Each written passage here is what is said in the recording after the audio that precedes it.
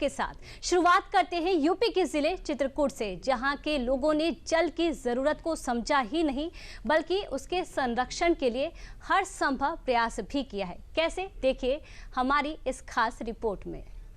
सबसे पहले best district north zone प्रथम पुरस्कार मिल रहा है चित्रकूट उत्तर प्रदेश।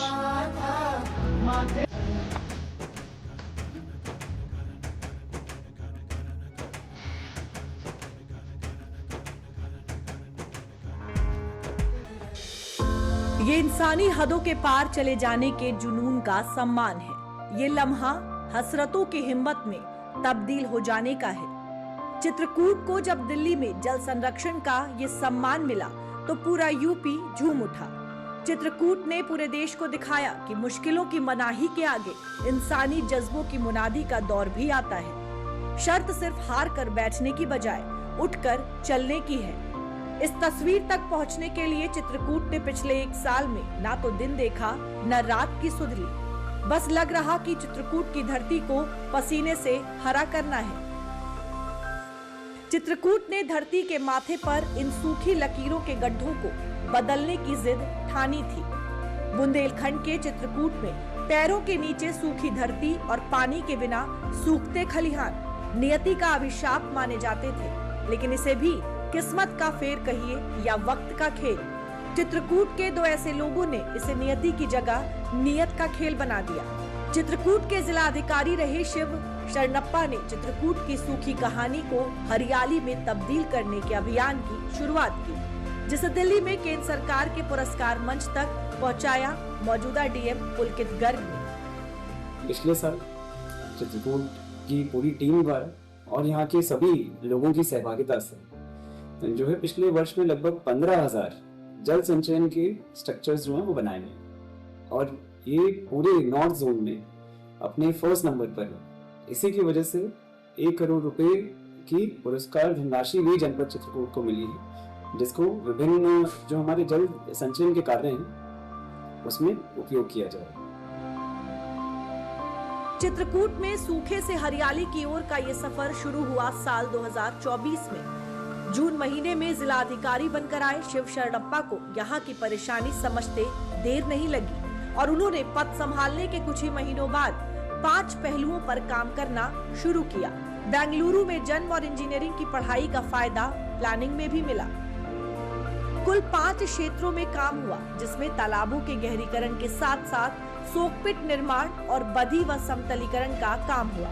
इसके साथ वन क्षेत्रों में ट्रेंच और जलतारा निर्माण भी हुआ, जिससे पानी संचय किया जा सके। साथ ही बारिश के पानी को बचाने के लिए जल संचयन ढांचों को बढ़ावा दिया गया। जब प्रशासन और जनता मिलकर किसी काम को करती है तो भागीदारी के साथ साथ जिम्मेदारी भी बढ़ती है। चित्रकूट में भी यही किया गया।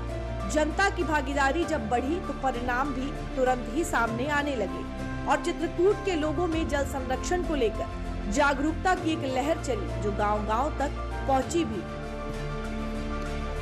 कैच द रेन अभियान के तहत साल 2024-25 में 15,761 जल संरक्षण कार्य पूरे हुए। चित्रकूट में अब कई इलाकों में जल स्तर 1.5 यानी 3 गुना बढ़ गया है। हर ग्राम पंचायत में 5 से 10 जल तारा बनाए गए हैं। चित्रकूट में अब तक 75 अमृत सरोवर बनाए गए हैं। जिले में 188 अमृत सरोवर बनाने का काम जारी है। पहले फेज में 159 अमृत सरोवर बनाए जा रहे हैं, जबकि दूसरे फेज में 29 तालाब बनेंगे। पानी को जमीन में सोखने के लिए 1700 सोकपिट बने हैं। स्वच्छ सरोवर स्वच्छ नगर अभियान के तहत तालाबों की सफाई और संरक्षण का काम हुआ है। बुंदेलखंड क्षेत्र लंबे समय तक पानी की किल्लत से जूझता रहा। हालात इतने गंभीर थे कि कभी चित्रकूट में लोगों की प्यास बुझाने के लिए ट्रेन से पानी मंगवाना पड़ता था, लेकिन अब हालात तेजी से बदले हैं। चित्रकूट में जो चेक डैम बनाए गए वो तिहरे फायदे वाले साबित हुए हैं। इसके साथ ही जल ही जीवन है अभियान के तहत स्कूलों और आंगनबाड़ियों ने जल संरक्षण पर अलग अलग कार्यक्रम कर बच्चों में जागरूकता फैलाने का काम किया, ताकि बचपन से ही जल संरक्षण की नींव उनमें पड़े।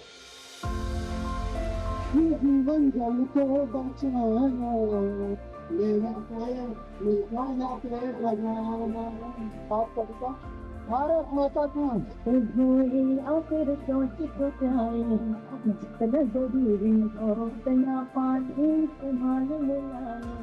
यहाँ पे जैसे चेक डैम्स बनाए गए हैं, तो चेक डैम्स में वाटर स्टोरेज के साथ साथ इरिगेशन का भी उससे फायदा होता है, एवं वो सड़कों का भी काम करते हैं चेक डैम्स जो है, तो कनेक्टिविटी का भी मुख्य माध्यम होते हैं। इस साथ साथ विभिन्न स्कूलों में, आंगनवाड़ीज में जो है वो रेन वाटर हार्वेस्टिंग जो है वो स्ट्रक्चर्स बनाए गए हैं। तो इस तरीके के जो कार्य हैं यहाँ पिछले वर्ष में किए गए। प्रशासन का विजन और जनता की भागीदारी चित्रकूट की सबसे बड़ी ताकत बनी है और प्रशासन के लिए ताकत बनी है योगी सरकार और उसकी नीतियां। पूर्वांचल के इलाके से आने वाले मुख्यमंत्री योगी आदित्यनाथ जल संरक्षण को न सिर्फ समझते हैं बल्कि उसके उपायों पर भी लगातार बात करते हैं। हमारे गांव के तालाब जल संरक्षण के केंद्र बन सकते हैं। हमारे नगर के तालाब वह इसके केंद्र बन सकते हैं। सूखे हैंडपंप जिसने जल देना बंद कर दिया है, अगर आप उसके ऊपरी भाग को निकाल करके उसमें जल को छानने की और पुरानी ग्रामीण तकनीक को उसमें लगा करके कि बरसात का पानी वहां छन करके उसके अंदर जाए, अगर आप देखेंगे तो वह रेन वाटर हार्वेस्टिंग का एक मॉडल नया बन सकता है।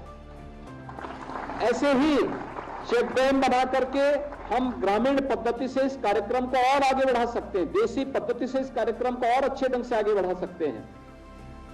और प्रदेश सरकार ने जो अधिनियम 2019 में बनाया था, जिसमें जल को प्रदूषित करने के लिए भी सजा का प्रावधान है, लेकिन साथ साथ एक निश्चित सीमा से ऊपर के किसी भी भवन के निर्माण के लिए नक्शा पास करना है तो उसको रेन वाटर हार्वेस्टिंग की अनिवार्यता, हर सरकारी भवन के लिए रेन वाटर हार्वेस्टिंग की अनिवार्यता जिसके तहत सुनिश्चित की गई है। चित्रकूट में पानी की दिक्कत पिछले 2 दशक में विकराल रूप ले चुकी थी। पानी की कमी चित्रकूट से लोगों के पलायन की सबसे बड़ी वजहों में से एक थी, लेकिन अब योगी सरकार की कोशिशों, केंद्र सरकार की तमाम योजनाओं के जरिए पलायन भी कम हुआ है और जल की दिक्कतें भी।